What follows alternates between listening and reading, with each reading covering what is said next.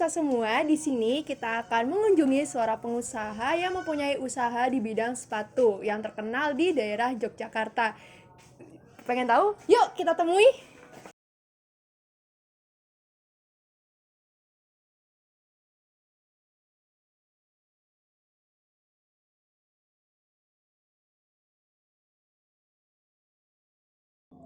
Nah, kita sudah sampai nih di rumah Jogja Online Sepatu yang mana menjual sepatu Nike, Puma, Adidas, Fladeo, Vans, Kickers, dan juga Converse yang berlokasi di Pogung Rejo. Ingin tahu lebih lanjut? Yuk kita temui orangnya.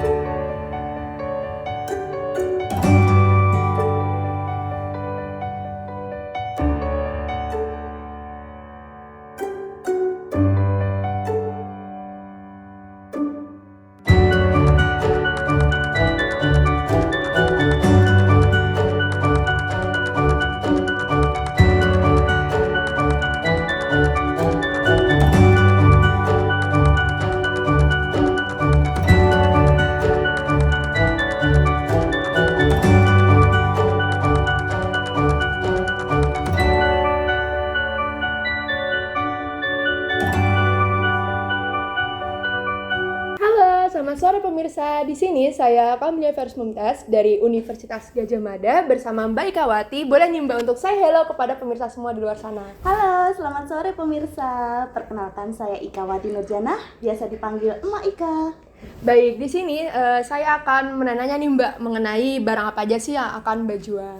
Oke, saya jualan online shop sepatu dan kue ya. Baik, langsung aja kita mulai ke pertanyaan pertama ya Mbak. Ya. Menurut Mbak nih kapan nih usaha ini dimulai dan bagaimana sih awal mula usaha ini dijalankan atau latar belakang yang membuat usaha ini Geluti. ya. Oke. Dulu saya itu kan ikut usaha orang tua, ikut jualan buah. Terus saya tuh mikir gimana sih caranya biar nggak ikut orang tua gitu. Karena basic saya kan anak tunggal, otomatis orang mikirnya image-nya tuh, oh anak tunggal itu hanya ongkang-ongkang, hanya nerima warisan aja. Tapi maaf, saya tidak ada sifat seperti itu. Nah, jadi saya berusaha gimana sih kita harus cari pekerjaan yang bisa kita jual setiap hari, orang butuh, kemudian barang itu tidak mudah busuk gitu. Jadi saya mulai berjualan lah sepatu. Baik, lalu kenapa nih Mbak memilih berbisnis sepatu? Ya, kalau jualan sepatu itu tahu sendiri kan ya, mulai dari yang anak kecil hingga orang tua itu mereka kebanyakan memakai sepatu ya. Apalagi sekarang ada kan suruh berkendaraan harus pakai sepatu. Cie, halo Pak Polisi, belanja di kita ya. Nah, ini loh, kalau sepatu anak SD, TK, SD, SMP, SMA hingga yang Mbak yang kuliah, terus orang umum pun memakai sepatu. Jadi kebutuhan yang memang primer gitu loh. Jadi bukan hanya untuk fashion aja. Sekarang itu semua harus biasa memakai seperti ini gitu. Oke, baik Mbak. Lalu menurut Mbak nih kira-kira modal awal untuk membangun usaha sepatu ini berapa sih? Awalnya 350.000. Ya, nggak usah dinilai dengan nominalnya ya. Karena selagi kita mau berusaha, uang segitu bisa kita kembangkan kok. Jadi modal awal saya itu 3 sepatu nih, senilai 350.000. Baik, jadi satu sepatunya ini seharga 350.000. Enggak mbak, Oh. kan 3 sepatu. Oh, 3 sepatunya 350.000 Iya. seperti itu ya. Jadi kemarin itu kan nggak hanya impor aja saya mainnya kan, ada yang lokal juga, ada yang impor gitu. Oh ya, baik. Lalu apakah nih Mbak memperkerjakan karyawan untuk membantu usaha ini? Ada satu karyawan saya admin. Jadi baru lulusan SMA saya ajak untuk ikut bersama saya. Jadi kerjanya megang HP nih. Kita kan sekarang nggak lepas dari gadget ya. Jadi HP itu udah, wih, sudah dunia kita versi mini gitu. Oh, seperti itu. Iya. Baik, lalu berapa nih omzet yang dihasilkan dari bisnis sepatu ini, Mbak? Omset per bulan kah? Ya, Sebenarnya kalau orang wira swasta itu tidak ada patokan ya, karena kan kadang ada pasang surutnya. Jadi sekitar 30-40 juta. Ya, kurang lebih segitu ya. Itu kotornya ya, belum bersihnya ya. baik, berarti untuk sebulan ini Mbak patokan 30-40 juta ya untuk omsetnya. Iya. Baik, boleh nih Mbak untuk perkenalin sepatu merek apa sih yang Mbak jual kepada pemirsa di luar sana? Oke, di sini yang paling laris itu fashion sport. Jadi yang cewek-cewek nih. Karena kalau cewek itu biasanya dari kepala, pundak, lutut, kaki kan harus sama tuh. Nah, jadi biasanya kalau dari jilbab aja udah pink gitu, nanti bajunya pink, tasnya pink, sampai ke sepatunya pink. Nah, sama seperti ini. Ini kan warna putih. Biasanya nanti satu set itu putih semua. Nah, terus kita lebih laris fashion sport karena ini impor, terus bahannya juga bagus. Terus enteng mbak, nyaman di kaki. Jadi cewek-cewek kan nggak suka yang ribet ya. Jarang nih banget yang suka bertali-tali. Kita keburu mengejar masa depan gitu. Jadi tinggal slup gitu. Nah, Oh iya. ini kan bahannya juga nyaman. Terus ada juga yang cowok. Yang cowok tuh biasanya untuk jogging juga ada. Kalau yang ini impor Vietnam. Mereknya Adidas. Ada juga yang Nike, terus Converse sama Vans. Masih banyak lagi sih, Mbak. Cuman kalau yang kita bawa hanya ini aja. Oke, terus lalu bagaimana nih Mbak? Mbak memasarkan produk sepatu Mbak, terus apakah Mbak memakai penggunaan teknologi yang dipakai sekarang seperti lewat e-commerce Shopee, Tokped, atau sebagainya nih Mbak? Kalau jalan sebenarnya kita jualannya itu pakai reseller mbak dari WA gitu, WhatsApp group aja. Karena kalau Shopee jujur mbak sudah nggak bisa megang karena waktunya juga udah terbatas. Jadi kita pakai WA reseller. Terus yang ikut sama saya itu sudah sekitar 700 orang gitu. Jadi buka lapangan pekerjaan lah untuk emak-emak yang sukanya gelundang-gelundung macam semangka gitu. Jadi kan kita sekarang yang simpelnya aja. Mereka ikut sama mbak juga dapat rezeki dari para reseller. Jadi terima kasih loh untuk semua reseller saya.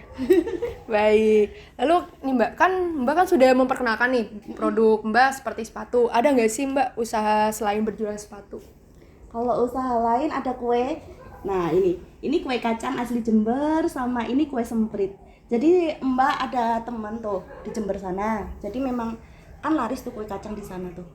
Terus mbak bilang, yuk bisa nggak bantuin saya menyiapkan kue kacang gitu. Apalagi kemarin pas lebaran kemarin itu kan hampir setiap orang butuh gitu loh, untuk bisa untuk hantaran, bisa untuk suguhan gitu.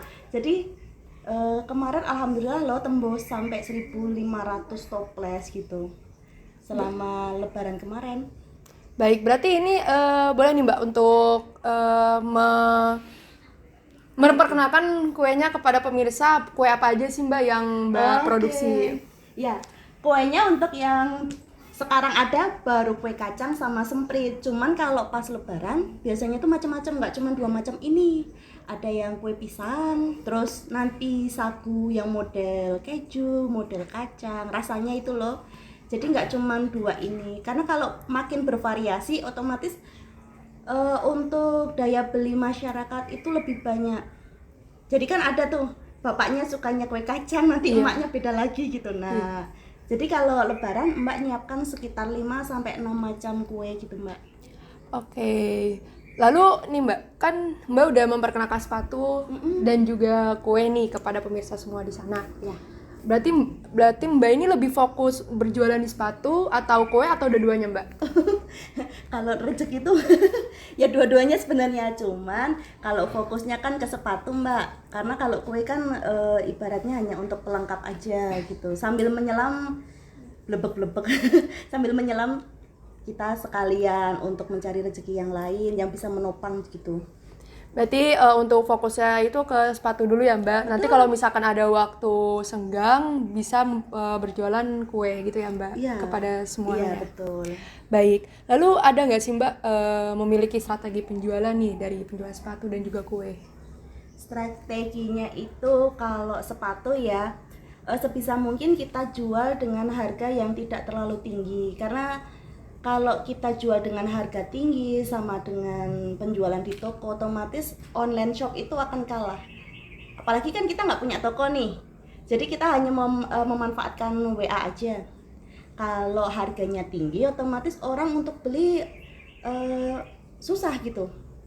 Kalau murah meriah dengan barang yang impor, terus kualitasnya bagus, orang nengok foto kita aja udah, wih, aku seneng nih, aku naksir nih, langsung klik, sudah kita beli gitu, kita belanja. Tapi kalau dengan harga yang mahal, otomatis nggak jalan gitu loh Mbak.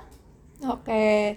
Lalu Mbak pernah nggak sih ngalamin keadaan yang tidak bagus dalam usaha? Kayak pernah Mbak kayak jatuh usaha gitu? Alhamdulillah belum pernah jatuh, semoga tidak. Terus tapi pernah kita satu hari hanya keluar 19 pasang. Saya nggak bilang hanya ya, tapi 19 pasang per hari, sedangkan biasanya setiap hari itu saya tahu harusnya berapa pasang yang keluar gitu. Itu pas musim corona. Jadi memang 19 pasang itu bikin wow, ini loh ujian yang sesungguhnya gitu. Lalu kan ada nih Mbak usaha Mbak di mana Mbak jatuh, terus apa sih yang Mbak lakukan saat itu untuk menyelesaikan masalah tersebut? Saya kerjanya kan sama suami tuh Mbak.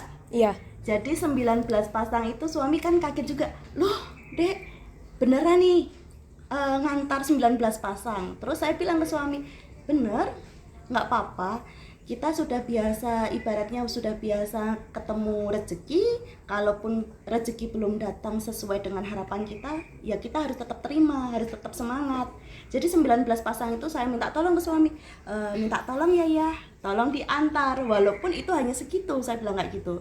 Jadi biar apa sih, kita tetap menjaga amanah dari reseller. Jadi kan 19 pasang itu kan kita COD tuh Mbak. Jadi kan nggak mereka hanya datang ke rumah, nggak hanya saya ngirim pakai paket gitu. Jadi 19 pasang itu diantarlah COD sama suami. Jadi tetap ketemu sama reseller, reseller kasihlah ke konsumen. Jadi tetap kita menjaga amanah, terus mereka juga, oh ternyata kita juga menjaga profesional gitu loh. Jadi walaupun kita tahu ibaratnya segitu tuh nggak akan cukup untuk menutupi untuk kebutuhan gitu, tapi oh iya ternyata Mak Ika mau gitu, mau antar-antar gitu. Iya. Baik, lalu ini Mbak, bagaimana proyeksi ke depan usaha Mbak nih untuk ke depannya? Ya doanya sih kita buka toko ya Mbak ya. Ini kan Amin. kita jualan online shopnya kan di Gang Buntu. Ibaratnya semut lewat aja permisi gitu. Jadi doanya bisa buka toko. Amin. Terus lebih membuka lowongan pekerjaan untuk lebih banyak orang lagi, lebih bermanfaat lah usaha saya gitu. Jadi nggak tetap di sini, kita kan harus berkembang lagi kan Mbak, apalagi kehidupan tetap berjalan juga, ekonomi terus harus kita perjuangkan gitu. Baik, oke Mbak, sudah cukup. Terima kasih Mbak sudah meluangkan waktunya untuk ditanya-tanya. Semoga kedepannya sukses ya Mbak untuk usaha Mbak. Iya, amin. Terima kasih ya Mbak. Baik, untuk teman-teman semua ingin mencari barang yang berkualitas seperti sepatu dan kue dengan harga yang oke, ramah juga di kantong pelajar, boleh nih untuk menghubungi di nomor bawah ini. Sampai jumpa.